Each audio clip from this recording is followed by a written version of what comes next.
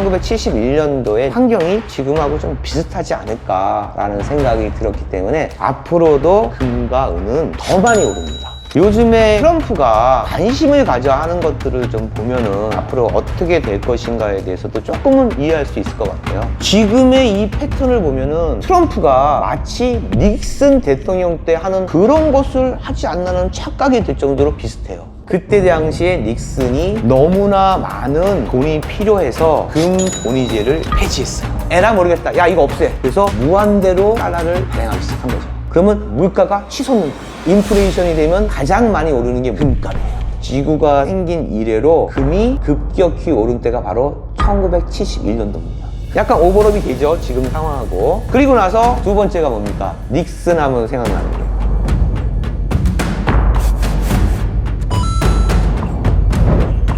우리 기축통화 하면서 근본이제를 갑시다. 거기서 태어난 겁니다. 그러다가 세월이 좀 지났어요. 그러다가 1971년이 돼요. 그때 대통령이 바로 그 유명한 닉슨입니다. 그러니까 우리가 이제 닉슨 대통령 하면 요 세 가지는 딱 기억을 해야 됩니다. 첫 번째, 바로 금 본위제를 폐지했어요. 여기서 잘 들으셔야 돼요. 그때 무슨 일이 있었어요? 닉슨 대통령 때. 왜 금 본위제를 폐지했을까요? 그게 되게 중요합니다. 사건이 하나 있었던 건 기억나는데 그게 금이랑 관련인지 모르겠는데 월남 전쟁이었어요. 잘 들으세요. 여기 되게 중요합니다. 왜냐하면 이 1971년도의 상황과 지금의 상황을 오버랩이라고 하나요? 이렇게 할 거예요. 네. 1971년도에 닉슨 대통령 때 베트남 전쟁이 일어납니다. 근데 그 베트남 전쟁이 길어요. 짧게 끝내질 못했어요. 그러면 전쟁이 길어지면 뭘 많이 발행해야 돼요? 화폐. 총알, 기관단총, 박격포, 비행기 어마어마한 돈이 들어가야 되고요. 거기에는 뭐가 들어갔어요? 미군이 들어갔어요. 병사가 들어간 겁니다. 병사가 들어가는 거하고 안 들어가는 건요, 돈이 어마어마하게 차이가 나요. 왜냐면은 지상군이 투입되는 거하고 포만 쏘는 건 완전히 다른 겁니다. 전쟁이 양상이 완전히 달라지는 거예요. 그때 월남전에 미군이 들어갔습니다. 근데 미군만 들어갔나요? 한국군도 갔었죠. 한국군도 갔죠. 네. 월남전에 우리 이제 군인들이 간 거죠. 지금 상황에서 트럼프가 이란을 쳤습니다. 근데 이거 길어지면 어떻게 돼요? 돈을 많이 발행해야 돼요. 거기에 지상군이 들어가면 어떻게 해요? 전쟁이 길어지면 더 힘들어져요. 그런데 갑자기 우리나라 보고 호르무즈 해협을 막아달래요. 약간 비슷하지 않습니까? 지금 상황이? 역사는 반복이 되지만 시스템은 달라요. 그때 시스템을 똑같이 단순 비교하시면 안 돼요. 상대적으로 비교해야 됩니다. 하지만 어떤 느낌이 오죠. 그때 당시에 닉슨이 너무나 많은 돈이 필요해서 금을 갖다가 1온스에 34달러만 발행을 해야 되는데 이게 안 되는 거예요. 뭐가 없어서? 금이 없어서. 에라 모르겠다. 야, 이거 없애. 그래서 무한대로 달러를 발행하기 시작한 거죠. 그러면 무한대로 달러를 발행하다 보니까 물가가 치솟는 거예요. 물가가 치솟는 게 뭐예요? 인플레이션. 인플레이션이 되면 가장 많이 오르는 게 뭐예요? 금값이에요. 지구가 생긴 이래로 금이 급격히 오른 때가 바로 1971년도입니다. 그때가 정말 급격히 금이 올랐습니다. 약간 오버랩이 되죠, 지금 상황하고. 그리고 나서 두 번째가 뭡니까? 닉슨 하면 생각나는 게 워터게이트.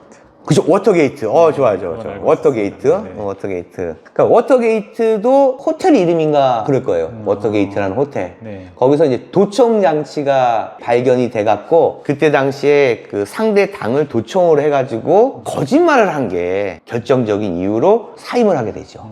보통 우리가 이제 닉슨을 하면은 워터게이트 사건을 많이 얘기해요. 그렇지만 이제 뭐 그거는 금과 은에 별로 관심이 별로 그게 안 되니까 이거 떼어놓고 이 두 번째가 더 중요한 게 그때 당시에 키신저라는 장관이 있었어요. 처음에는 뭐 안보부 쪽에 있다가 나중에 이제 국무부 장관이 됐나 하여튼 그랬을 거예요. 키신저 장관 유명하죠. 이 사람이 닉슨 대통령 때 미국의 입장에서 훌륭한 일을 합니다. 그러니까 미국에 있는 애들이 머리가 기가 막혀요. 여기에서도 오버랩이 되는 게 있어요. 뭐냐? 잘 보세요. 그때 당시에 달러가 위험해졌어요. 각 나라에서 달러를 못 믿는 거예요. 야, 니네 마음대로 금태환제를 폐지해? 미친놈들. 야, 니네 마음대로 그렇게 하는 게 어딨어. 그래서 그때 당시에 변동환율제가 생깁니다. 믿었던 미국이 니네 어떻게 그럴 수가 있어. 불안하잖아요. 그러니까 달러를 많이 보증할 수 있는 금이 없으니까 달러를 막 발행하는 거죠. 그럼 어떻게 됐어요? 금값이 그냥 이렇게 치솟았어요. 금이 오르면 달러가 내리고 달러가 오르면 금이 떨어진다. 이건 꼭 기억하셔야 돼요. 네. 네, 반대입니다. 금값이 치솟으니까 어떻게 해요? 달러 가치가 하락하는 거예요. 네. 그러니까 미국이 걱정되는 거지. 야, 이러다 우리는 망하겠는데? 전 세계에서 이 달러를 인정을 안 해준다는데? 야, 우리 지금 전쟁해갖고 돈이 없는데 우리 미국이 자빠지게 생겼는데 어떡하겠어? 그때 머리를 쓴 거예요. 그래서 키신저라는 사람이 어딜 갑니까? 중동을 갑니다. 특히 어느 나라예요? 사우디아라비아. 지금 상황과 오버랩이 너무 잘 되는 거예요. 가서 뭐 했습니까? 야, 사우디, 우리가 지금 항공모함하고 뭐 해갖고 군사력 탑인 거 알지? 알죠? 야, 근데 말이야, 그 정도 지탱하려면 석유 많이 필요한데 전 세계에서도 석유가 필요하잖아. 그래서 말이지, 너네 이 중동 국가에서 니네 좀 불안하지? 뭐 이란 가도 뭐 그럼 그렇고 니네 우리가 지켜주면 안 될까? 우리 믿잖아. 경찰 국가 아메리카. 우리가 너희들한테 해줄 건 뭐야? 다른 거 필요 없고 딱 하나만 해주면 돼. 석유를 결제하는 모든 화폐는 달러로만 해줘. 거기서 나오는 게 페트로달러예요. 달러가 무너질 것 같으니까 머리를 쓴 게 뭐예요? 석유 결제를 달러로만 할 수 있다라고 규정한 거예요. 패권 국가니까. 어디서 반대해? 야, 파키스탄. 야, 니네 기분 나쁘냐? 아니요. 이란? 그때는 이란하고 친했어요. 너희들도 할 말 없지? 아, 그럼요. 이제부터 모든 석유 결제는 달러로 합니다. 키신저 장관이 그걸 따갖고 온 거예요. 그러니까 닉슨이 야, 고맙다. 너 국무부 장관 해라. 지금의 이 패턴을 보면은 트럼프가 마치 닉슨 대통령 때 하는 그런 것을 하지 않나는 착각이 들 정도로 비슷해요. 그러면 질문이 나오겠죠. 그때는 석유를 페트로달러로 해가지고 해서 달러를 무조건 사용하게 했다고 쳐. 지금은 무엇일까요?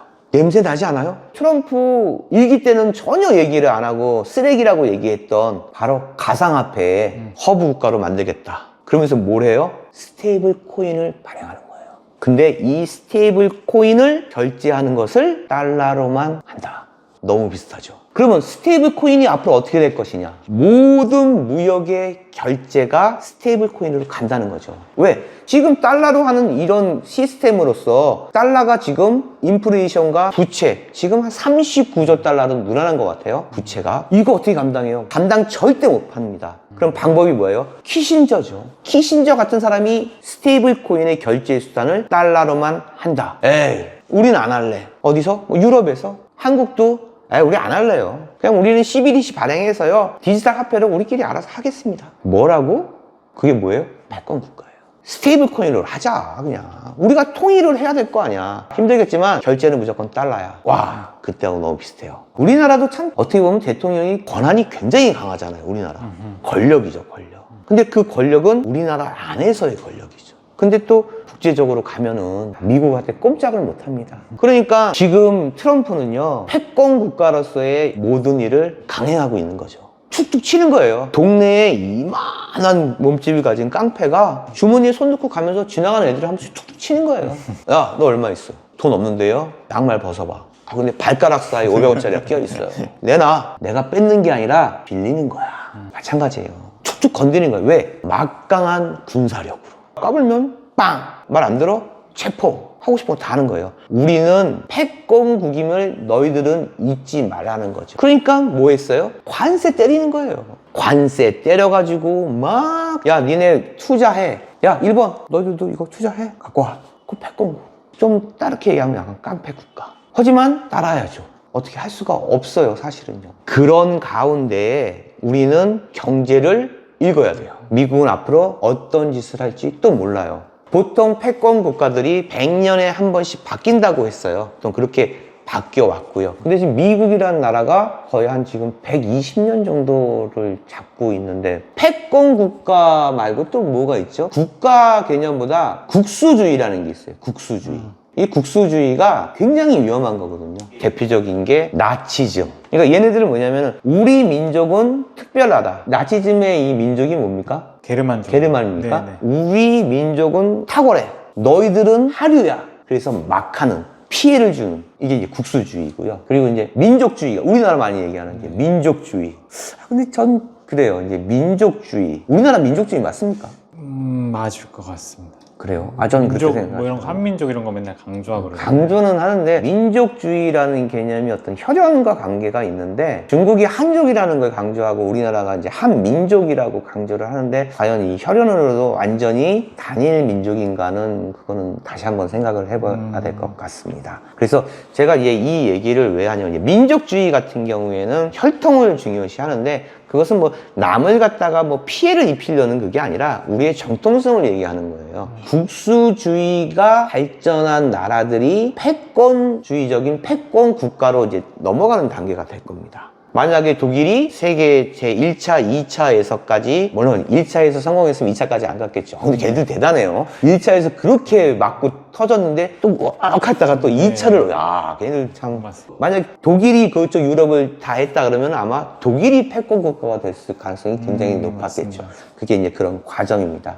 그래서 결론적으로 말씀을 드리면요. 아까 제가 말씀드린 1971년도에 닉슨 때의 환경이 지금하고 좀 비슷하지 않을까라는 생각이 들었기 때문에 앞으로도 금과 은은 인플레이션을 당할 수가 없어요. 제가 그랬죠. 금과 은이 오르는 가장 주된 이유, 가장 큰 이유는 변함없이 인플레이션입니다. 인플레이션은요, 금과 은을 치솟게 합니다. 그런 환경이 지금도 조성이 되고 있는 거예요. 자, 생각을 해보세요. 전쟁 길어지면요, 100% 금값, 문값 오릅니다. 그렇잖아요. 어떤 분들은, 아이, 전쟁 좀 빨리 끝나지. 아, 전쟁 나갖고 금값, 문값 떨어졌잖아. 그렇죠. 왜? 그것도 중동 국가니까. 당장 석유랑 연관이 되어 있기 때문에요. 아까 제가 얘기했죠. 페트로달러.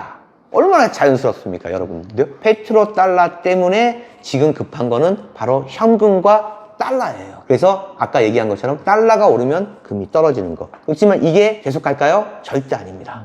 그렇기 때문에 전쟁이 중단이 되면은 그동안 피해 입었던 게 복구가 되는 거고요. 전쟁이 길어지면요, 금값, 은값은 더 많이 오릅니다. 요즘에 트럼프가 관심을 가져야 하는 것들을 좀 보면은 우리가 앞으로 어떻게 될 것인가에 대해서도 조금은 이해할 수 있을 것 같아요. 패권 국가로서의 트럼프를 강하게 심어주려고 노력합니다. 요즘에 트럼프가 관심이 있는 것들이 여러 가지가 있어요. 그걸 한번 나열을 해보면은 제가 여기에 대해서 설명하는 건 다음에 한번 하고요. 그거에 대해서 한번 생각을 한번 해보십시오. 첫 번째가 이제 운하에 되게 관심이 많아요. 파나마 운하, 스웨지 운하, 운하 쪽에 관심이 많은 이유가 뭐냐면은 운하가 뭡니까? 통과하는 곳이에요. 여기를 통해서야만 큰 길로 갈 수 있다는 거죠. 그거 집착하는 이유가 분명히 있어요. 거기를 장악해야 됩니다. 그래야지 자기네 물건이 쉽게 들어오고 쉽게 나가요. 트럼프는 지금 자국에 있는 물건들을 팔려고 해요. 그게 가장 큰 요점입니다. 그리고 또 뭐예요? 에너지예요.